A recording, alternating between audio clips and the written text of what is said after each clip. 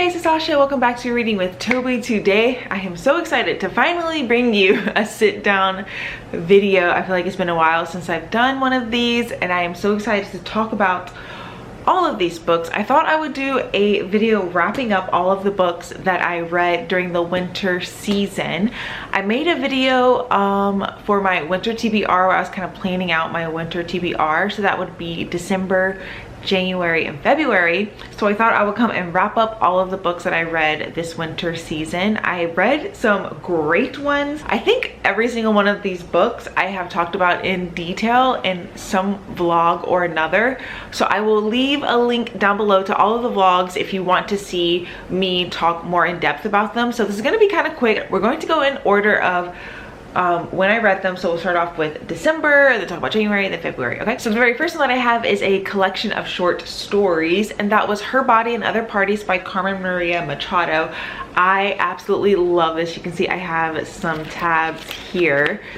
She is definitely one of my favorite authors. She just has such a unique way of storytelling that is so eerie yet beautiful, and she combines science fiction and horror, literary fiction in just such a strange but beautiful way. I just love this so much. I read her nonfiction In the Dream House a couple years ago, so I was already familiar with her writing, and yeah, I love this so much. I gave this 4 out of 5 stars. All of these stories kind of reflect on women and their bodies and the violence that's done upon them, how little the world cares about women's bodies, how women can treat their own bodies poorly. I loved it so much. My favorite story was Especially Heinous. This one is just told so strangely. This one is told through mini episodes of Law and Order SVU. I don't even know how to explain it. Let me try to show you. Especially Heinous, Law and Order SVU, and then season 1, and then it has the title of the episode, and then it kind of goes through what occurred during that episode, and you go through multiple seasons of the show following these different characters, and I just thought it was so brilliant and so weird. And at first I had no idea what was going on, but then the more I read, the more I just thought it was so beautiful, so smart. So I gave this 4 out of 5 stars. Even though the actual plot of some of the stories were not my favorite, it is her writing that is just incredible. So I gave this overall a 4 out of 5 stars. I highly recommend if you have not yet to read any of her works. I cannot wait to see what she comes out with next. I don't know when or what that will be, but I will be picking it up 100%. Okay, the next book that I finished was my classic for the winter season, and that was Wuthering Heights by Emily Bronte. This is another one that I annotated up, and I did enjoy this a lot. Although at first I was like, why? This is such a good annotation page. Look at that. At first, because this was a reread for me, and I always said this was one of my favorite classics, so I wanted to reread it because I was getting back into classics, and I forgot how unlikable Heathcliff and Catherine are. They are so unlikable. They are so terrible. But their love for each other is very toxic, but very real, and you could definitely feel it. And I don't know, even though I didn't like them and the whole book is just chaos and just horrible people treating people horribly, I still really liked it because I felt so much I just felt so much reading this book, and I think that is due to Emily Bronte's writing. So I'm gonna see if there is something here that I could read out to you. Here's an example where Kathy is talking about Heathcliff.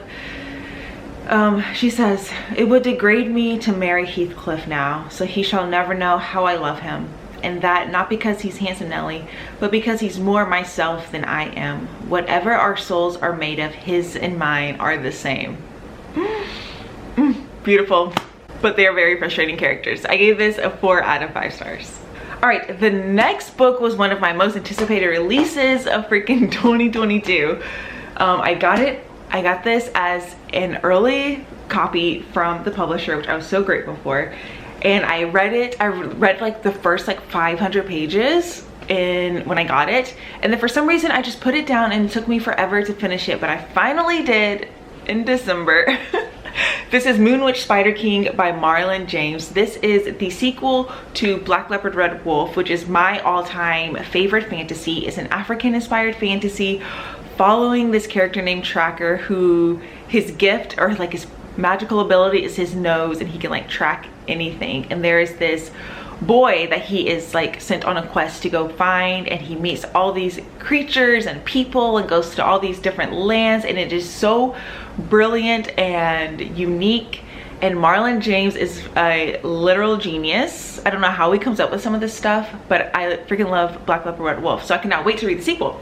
This one, you are following a different character that you do meet in Black Leopard Red Wolf. You're following the Moon Witch. I ended up giving this a 4 out of 5 stars. It didn't hit me quite as much as the first book. I think in part because what I loved about the first one was that you're traveling so much and you go to all these different lands, and it was so fun to see. But this one, she's definitely more like, she definitely stays in one place for longer periods of time. It was really fun to see Tracker from like the Moon Witch's perspective. That part was fun because they do end up meeting. I still really enjoyed this, even though I gave this a 4 out of 5 stars. Like, just one of the best and most unique fantasy series out there, I think. And then the last book that I read in December, this was a book that I read on Christmas Day. I read a horror Christmas book. This is Lucky Girl, a Krampus story by M. Rickert. Following this girl who is alone on the holidays. She goes to this diner and she sees a bunch of other people that are alone on the holidays, and they decide to spend the holidays together. And then it becomes like a yearly tradition.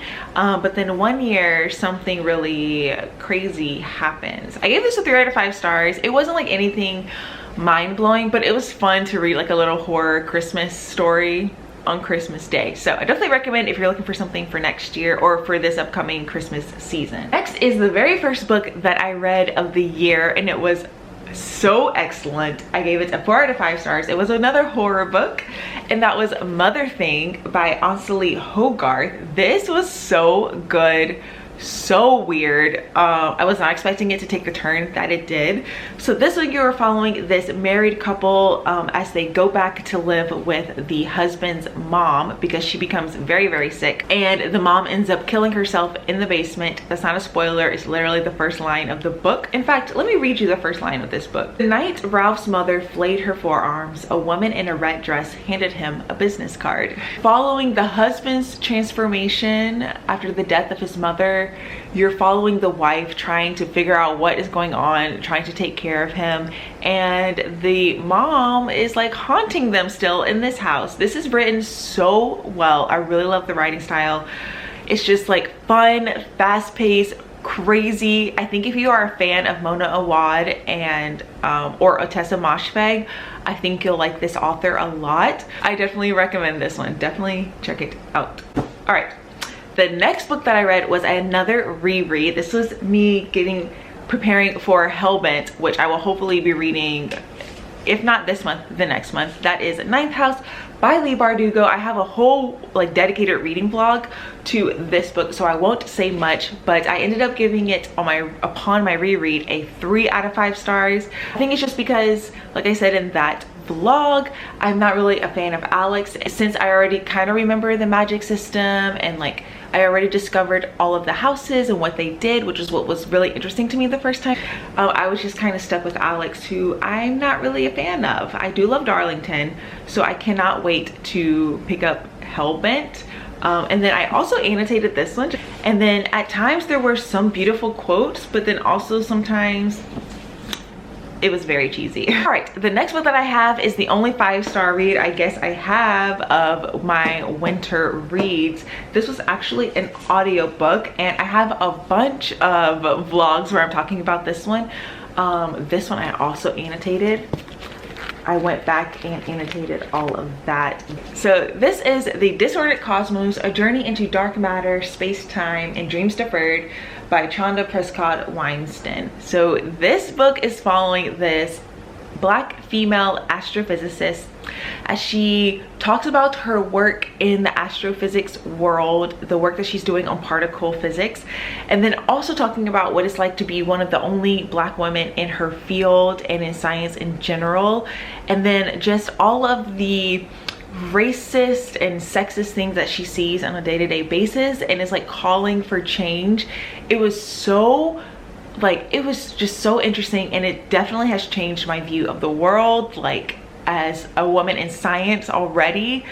I could see some of the things she was talking about, but it really opened my eyes to how much there is still, like how much change there still needs to be had. It was so interesting. I like this one. It says, Black people are human. Black people too are luminous matter. Despite the violence we face, Black people too remain curious. Black people too make a life in science into their destiny. I highly, highly recommend this book. This was so incredible, like incredible. And I highly recommend the audiobook too. I am not like, I'm starting to get into audiobooks this year. That was one of my goals, to try to listen more to audiobooks to and from work. And this one, like I really enjoyed this audiobook. It's not read by the author, but the lady who read it did a really great job. Definitely recommend this book. 5 stars. Read it. Read it. Read it. Okay, the last 2 books are ones that I read for Blackathon in the month of February. The first one that I read was a bit of a disappointment. That was House of Hunger by Alexis Henderson. I read The Year of the Witching by Alexis Henderson. Also did not really care for it. I think her writing and me just do not mix, because I felt the same way with this book. I thought the characters were pretty bland, one-dimensional. It turned out to be pretty boring. I thought this sounded so great with the Blood Maids. When the main character was like on her way on the train to the north to become a Blood Maid, I was like so interested. I thought it was so good, but then it turned out to be just so boring and predictable, and I just didn't care for it. I think I ended up giving this 2 out of 5 stars. Yeah, I think I'm just gonna have to give up on Miss Alexis Henderson, but people out there freaking love this book and her other one, so I don't know, give it a try if you want. The last book that I finished for my winter TBR as well as Blackathon was The World We Make by N.K. Jemisin. This is another sequel to The City We Became, which I read whenever it came out, and I absolutely loved it. I thought it was so much fun, so smart, has lots of social commentary. It was so good. So I was really excited for this one because she ended up making it a duology. I don't know, this one just wasn't as like fun for me. It was still had like some good scenes, still some social commentary, but it just didn't feel as like passionate, didn't have as many epic scenes. The ending just kind of fell flat for me. I ended up giving this, I think, a 3 out of 5 stars. It wasn't a bad like sequel overall, but it just didn't have the same like epicness that the first one did. And this also took me like forever to read, because when I put it down, I just was not excited to pick it back up. But I still recommend this duology if you want an urban fantasy with some social commentary. I definitely recommend, especially the first one. The first one was so good. All right, my battery's flashing at me, so that means I need to wrap this up. But that was a quick wrap up of all the books that I read this winter season. Let me see if I can pick them all up and show you. They're all gonna be upside down. These are all of the books that I read this winter season. Let me know what you think. Let me know if you want to check out any of these books. But yeah, I hope you all enjoyed this video, and I'll catch y'all in my next one. Bye.